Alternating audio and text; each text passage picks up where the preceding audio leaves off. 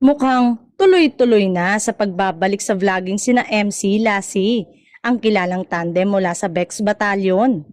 Marami kasi ang nakapansin na halos araw-araw na nga muli itong aktibo at nag-upload sa kanilang YouTube channel. Natigil kasi ito simula ng araw-araw na silang napapanood sa It's Showtime, ngunit matapos ang ilang linggong hindi aktibo sa noontime show, ay muling nag-ingay ang mga fans ng Bex Battalion. Sa kanilang mga social media account, makikita ang mga update tungkol sa kanilang mga proyekto at personal na buhay. Bagamat wala pang opisyal na anunsyo kung magbabalik pa sila sa It's Showtime.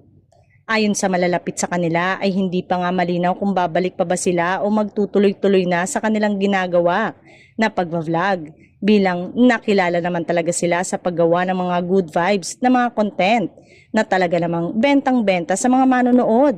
Dagdag pa ay mukhang mainit pa rin ang tensyon sa pagitan ni MC at Vice Ganda hanggang ngayon, dahil maging Vice Comedy Bar ay hindi na rin lumalabas ang dalawa.